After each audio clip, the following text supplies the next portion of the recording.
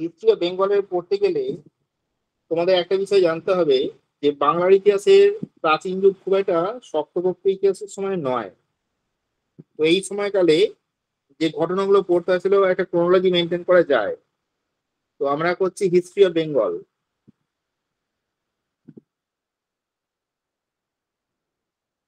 ঠিক আছে,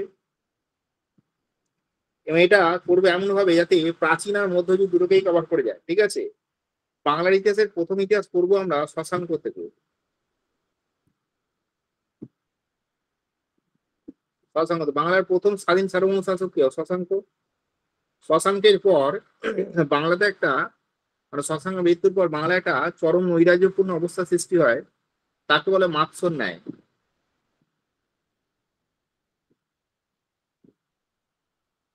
ঠিক আছে, মাৎসর ন্যায় নামটা তোমাদের শোনা আছে। মাৎসর ন্যায়ের অবসান ঘটাচ্ছেন গোপাল বলে একটা লোক, এবং সে কি করছে, একটা বংশ শুরু করছে, তার নাম হচ্ছে পাল ডায়নাস্টি। স্যার এগুলো কি কি পয়েন্ট হিসাবে বলছেন তো আপনি? হ্যাঁ বলো।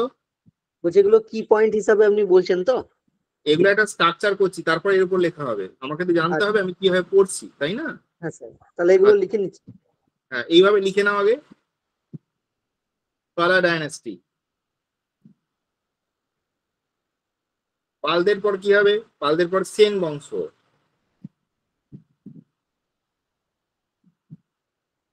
ঠিক আছে, সেনদের পর একটা দীর্ঘ সময় চলবে যেটা আমরা ইতিহাসটা আমরা পড়বো না, কারণ সেনদের শেষ শাসক লক্ষণ সেনের সময়কালে তোমাদের জানা আছে যে বাংলাতে প্রথম মুসলিম আক্রমণ হচ্ছে, এবং আক্রমণ করছেন কে? বখতিয়ার খলজি। ইখতিয়ারউদ্দিন মোহাম্মদ বিন বখতিয়ার খলজি। তো তার পতনে, তার আক্রমণের কিছুকাল পর থেকে বাংলায় কিন্তু একটা শাসন শুরু হচ্ছে, বাংলার সুলতানি যুগ। তার প্রথম বংশ হচ্ছে ইলিয়াসাই ডায়নাস্টি।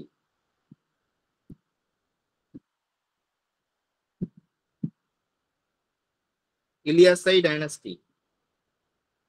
ঠিক আছে, এই ইলিয়াসাই ডায়নাস্টির পরে তোমার আসবে বাংলাতে একটা হিন্দু শাসন, তাকে বলে রাজা গণেশের শাসন। তাহলে এটা হবে রাজা গণেশ।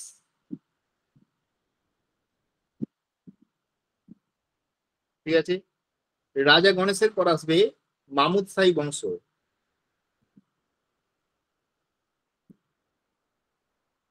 মামুদ শাহী ডায়নাস্টি। ঠিক আছে, মামুদ শাহীর পর আসবে কি? হাফসি রুল। হাফসি রুলকে বলা হয় ডার্ক এজ অফ বেঙ্গল।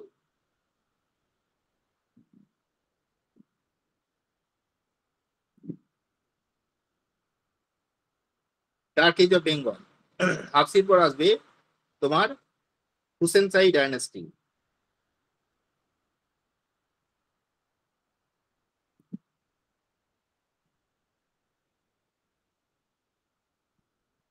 ঠিক আছে, তাহলে এখানে একটা বিষয় হলো হাফসি রুল জিনিসটা কি? হাফসি হচ্ছে, স্যার কৃতদাস প্রথা। হ্যাঁ বলো।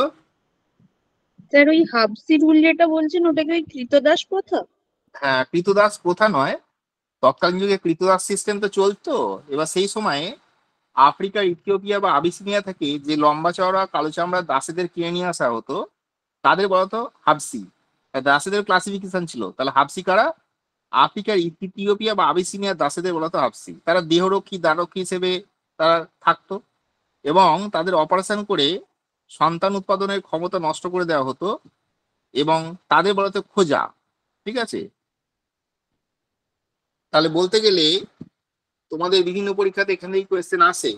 তো এইগুলো আমরা ক্লাসিফিকেশন করে না লিখে হিস্ট্রি অফ বেঙ্গল বলে আমরা পরস্পর পরস্পর ঘটনাগুলো সাজিয়ে নেবো, তাহলে কিন্তু হয়ে যাবে। তাহলে আমরা যদি ক্রোনোলজি মেনটেন করি, তাহলে কি করছি? প্রথম শশাঙ্ক, তারপরে কি করছি? মাৎসর ন্যায়, তারপরে কি করছি? পাল, তারপরে সেন, তারপরে ইলিয়াস শাহী, তারপর হচ্ছে রাজা গণেশ, বাংলা সুলতানি যুগের একমাত্র হিন্দু শাসক, তারপর হচ্ছে তোমার মামুদ শাহী, তারপর হচ্ছে হুসেন আফসিরুল, তারপর হচ্ছে মাহমুদ হোসেন শাহী। এই নটা স্টেজ আমাদের পরস্পর লিখে নিতে পারলেই আমাদের হিস্ট্রি অফ বেঙ্গল শেষ। ঠিক আছে, তো দেখা যাক।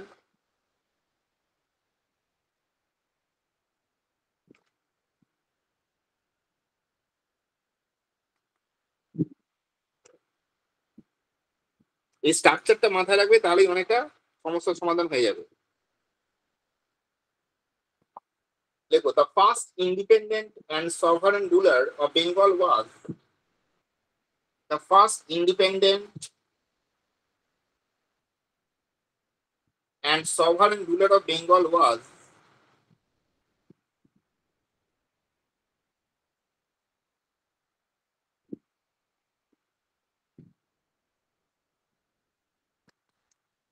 Shashanko.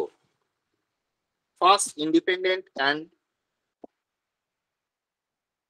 sovereign SOVEREIGN ruler of Bengal was Shashanko. এখন কি ভালো শুনছো আগের থেকে? হ্যাঁ হ্যাঁ স্যার। স্যার। আচ্ছা, তাহলে বাংলার প্রথম স্বাধীন সার্বভৌম শাসক কে? শশাঙ্ক। ঠিক আছে, আমি এটা মুছে দিচ্ছি, এটা চারটা তোমরা লিখে নিয়েছো, মুছে দিই আমি এবার।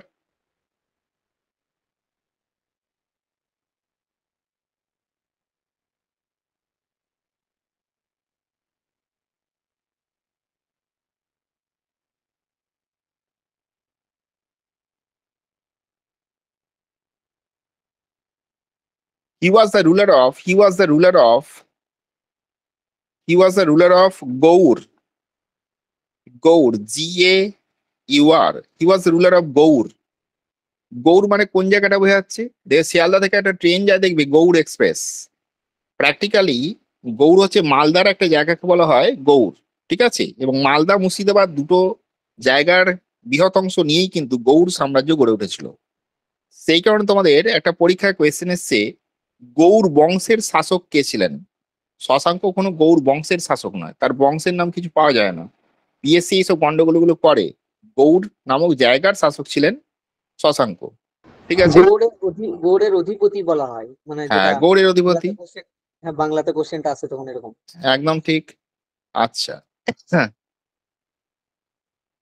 নেক্সট লেখো, his capital was at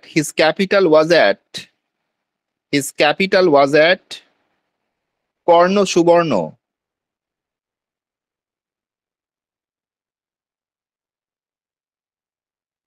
কর্ণ সুবর্ণ বা এটা এখানে বর্তমানে কি বলা হয়?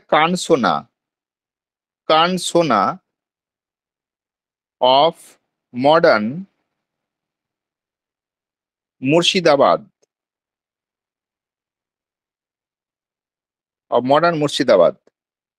ঠিক আছে,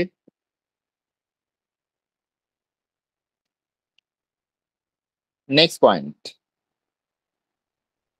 তোমরা জানো শশাঙ্কর সঙ্গে খুব ঝামেলা ছিল কার? হর্ষবর্ধনের।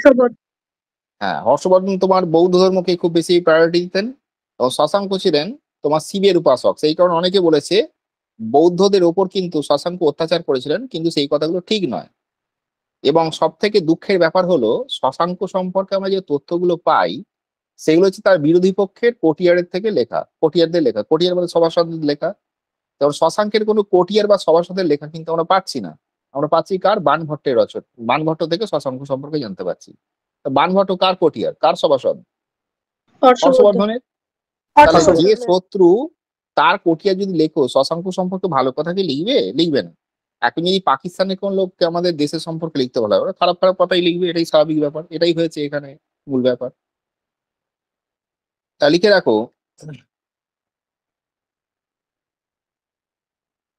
Shashanko was a worshipper of WORSHIPPER।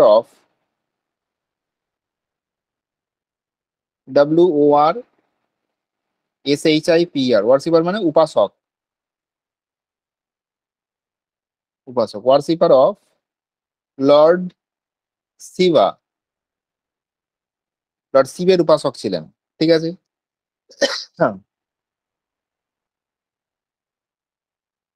Next point. his friend was Devagupta of Malwa.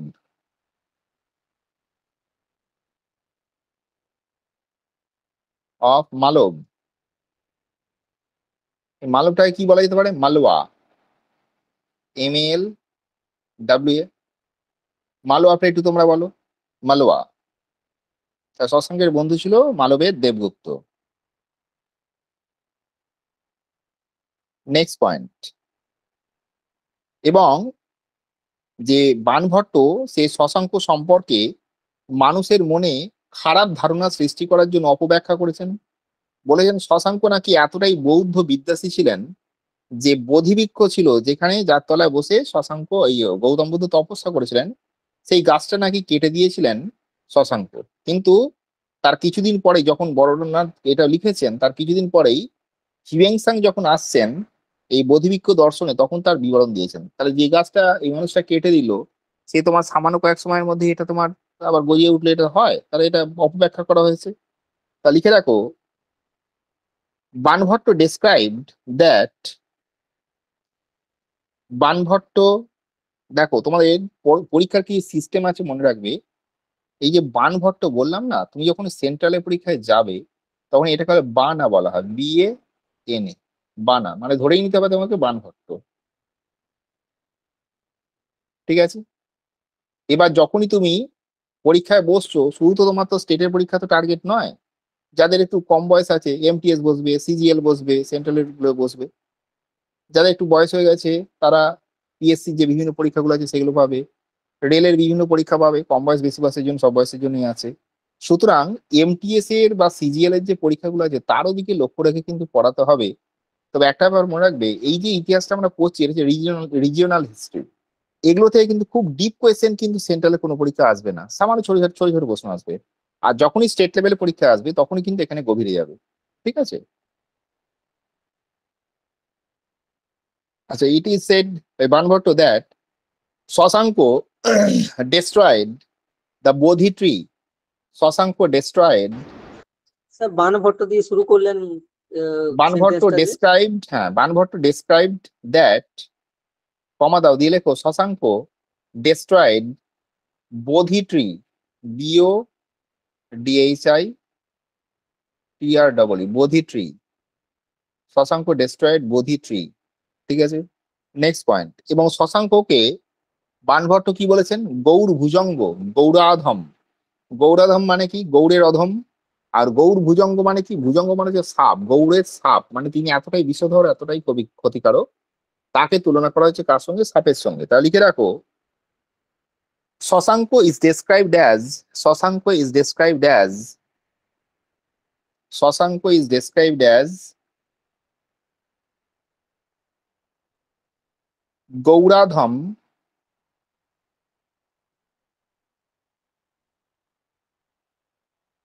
Inverted কমাতে Gaudadhama and Gour Bhujanga,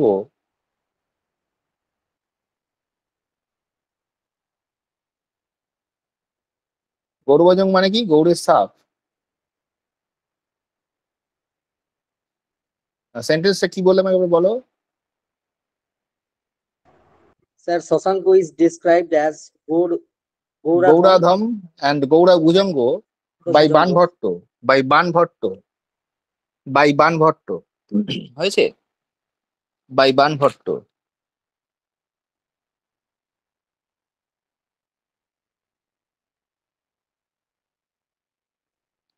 next লেখো, Shashanka defeated and killed, Shashanka defeated and killed, Shashanka defeated and killed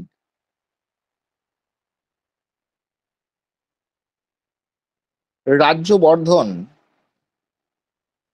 RAJYABRDHN of Pushyabhuti dynasty, PUSHYABHUTIDYNASTY,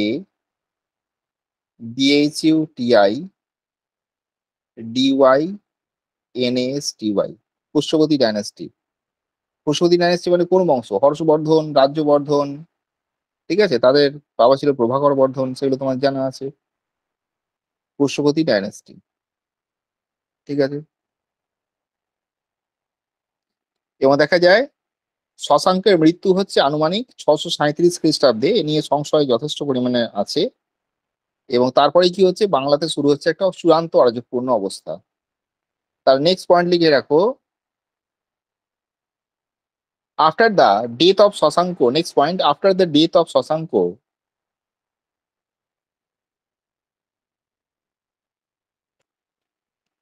In the early 7th century CE, in the early 7th century CE,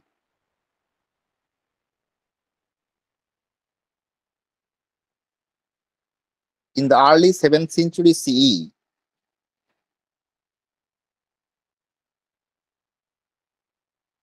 Matsonai was started in Bengal. Matsonai, Matsyanay.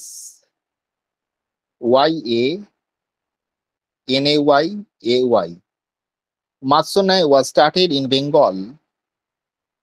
Matsonai was started in Bengal.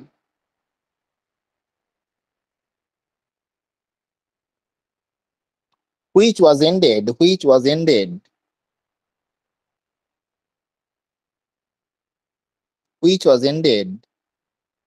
with the accession of ACCESSIUN,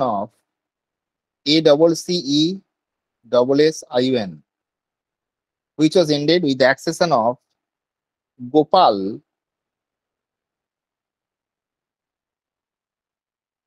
of the Pal dynasty, in 750 CE. In 750 CE. ঠিক আছে? তাহলে শশাঙ্কের মৃত্যু থেকে গোপালের সিংহাসন আরোহণ পর্যন্ত এই সময়টাকে আমরা কি বলি? মাৎসন্যায়। মাৎসন্যায় মানে কি? ললেসনেস সিচুয়েশন, আইন শৃঙ্খলাহীন একটা অবস্থা। এর বড় মাছ যেমন ছোট মাছকে গিলে খায়, তেমনি প্রবল শক্তিশালী ধনবান ব্যক্তি তাদের অত্যাচারে দুর্বল, যারা অর্থনৈতিকভাবে পিছিয়ে পড়া, যারা সক্ষম নয়, তাদের জীবন বেরিয়ে যাওয়ার মতো অবস্থা, এটা কি বলা হয়? মাৎসন্যায়। ঠিক আছে, তা লিখে রাখো। মাৎসন্যায় মিনস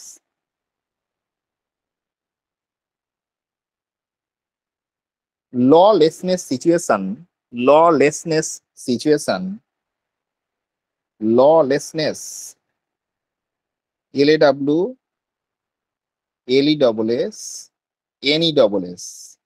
আর আইন শৃঙ্খলাহীন, lawlessness situation,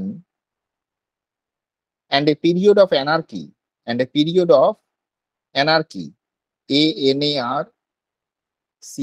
anarchy মানে কি? নৈরাজ্য, নৈরাজ্য স্যার। মানে পিরিয়ড অফ অ্যানার্কি।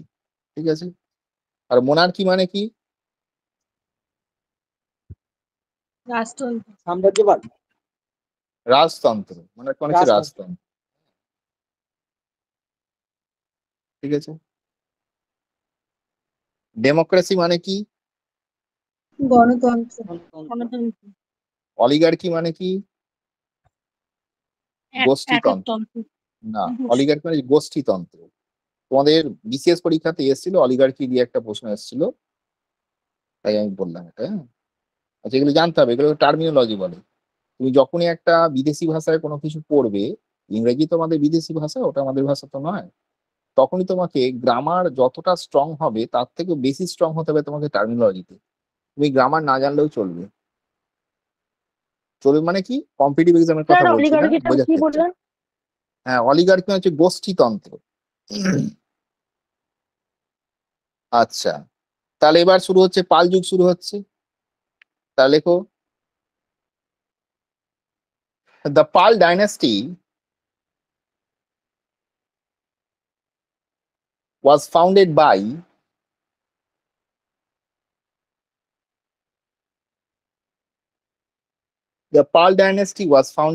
Gopal.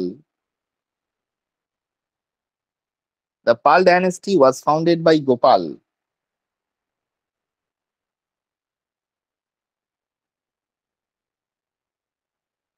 ঠিক আছে, এবং এটা মনে রাখবে, যদি বলা হয় বাংলার প্রথম নির্বাচিত রাজাকে, ফার্স্ট ইলেক্টেড কিং, প্রজাদের গোপাল। সম্মতিক্রমে কে হয়েছে? গোপাল। একদম ঠিক গোপাল। উত্তর দিয়েছো। তা লিখে রাখো, Gopal ascended the throne. Gopal ascended the throne at the choice of the people.